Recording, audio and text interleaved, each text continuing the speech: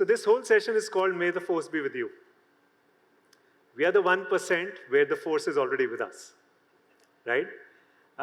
It's been with us since the day we were born, or it became a part of our lives at some point during this journey. But the force is very much with us. If you're sitting here right now, it's with us. If you're part of the 50% in India that owns 95% of all wealth, you have the force. It's the same in the US. 50% of the population owns 95% of the wealth. And it's a very steep pyramid. The further up you go, the steeper it becomes. But that's the reason giving exists. Some have more than what they need, and some have less than what they need.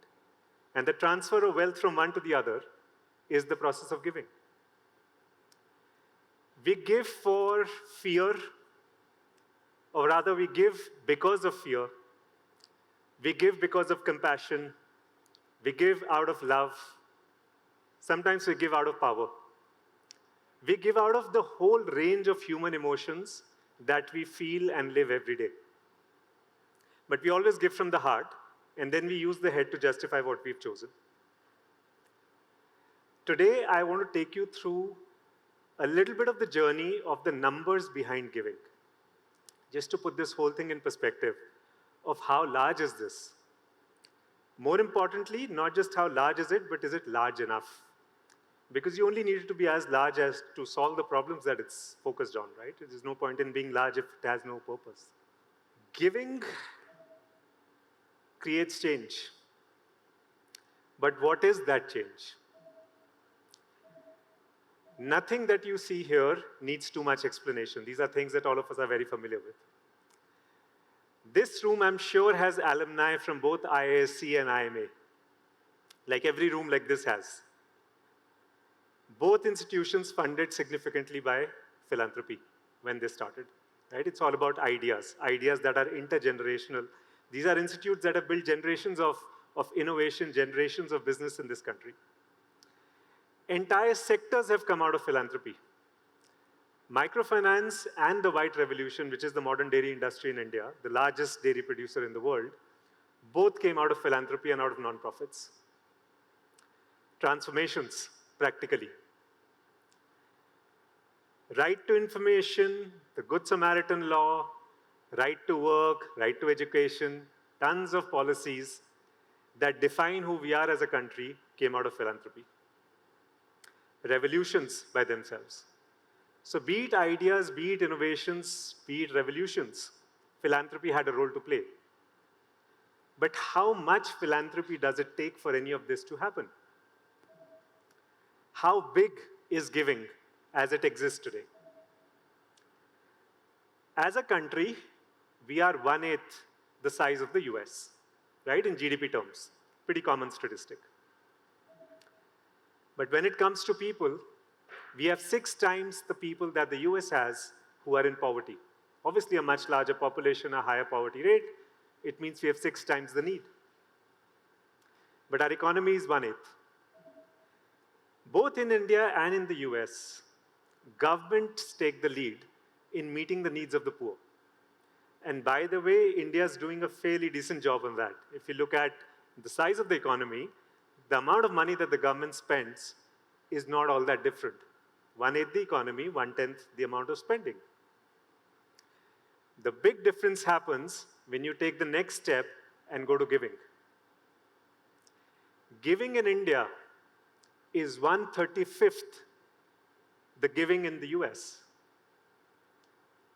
Even though the number of people who are poor, and by the way, giving is not just for poverty, giving is for lots of things. But I'm using poverty as an example.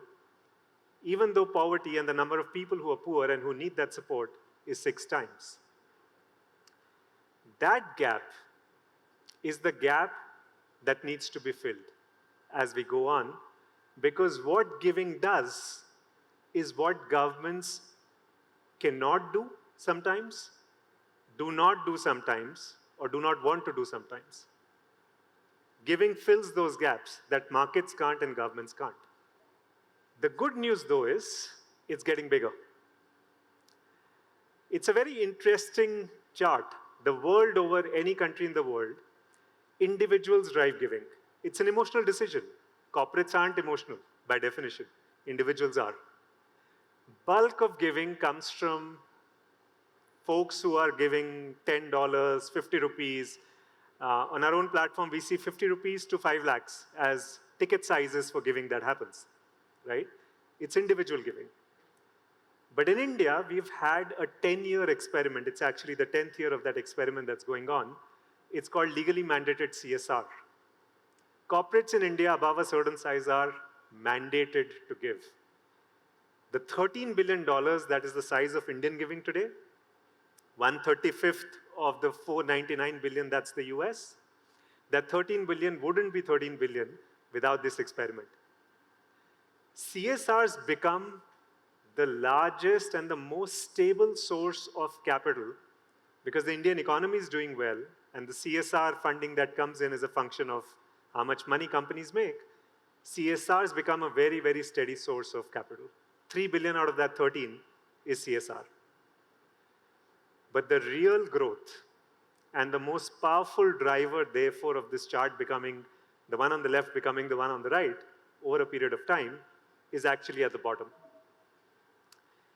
$5 billion of individual giving in India versus 319 billion in the US is a gap that is getting bridged slowly but steadily as a few very key numbers play out in this country. 35 crore people in this country have used UPI.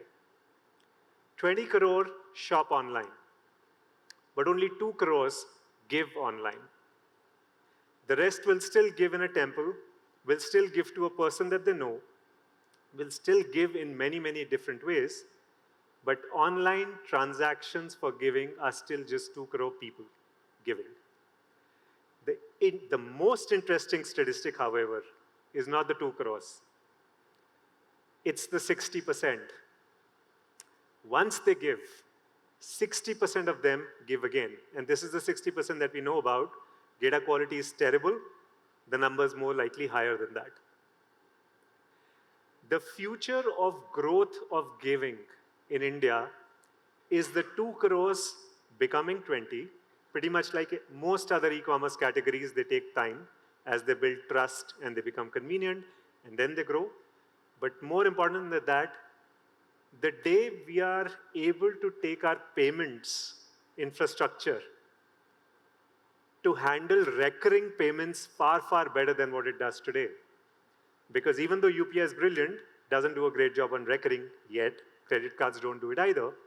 But as that gets solved, the 2 crores or the 20 will start doing recurring payments, which is the real power of giving.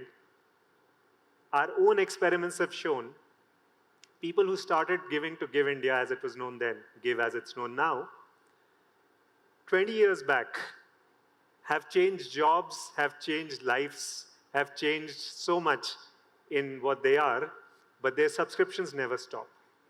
Because what they're giving is not just something that they think financially about, it's something that they think emotionally about. And that's the real power of what can get unlocked over the next few years, I would say even the next 5 years. But will that be big enough? You can become 20 times larger than you're today, but if the problem you were solving is 500 times larger, then you're in trouble, right? $13 billion of annual giving. What will it take to give a monthly income to everybody who's poor in India? Very rough calculation, $47 billion, not 470, right? We're talking the same range. What does it take to fund every single orphanage that Nagma was talking about? There are 10,000 of them in India. How much do they cost to fund for the whole year? So if you had to double them, what would that take? 0.3 billion. Our problems aren't all that great. 13 billion may look small. It's not that small. And as it grows in the direction of the 499, there's a lot of good that can happen in this country by people in this room and outside. And that's the reason a lot of the people you're here today, including me, love to get up in the morning and do what we do. Because giving becoming bigger and better is good for the giver and the donor and the receiver. Thank you.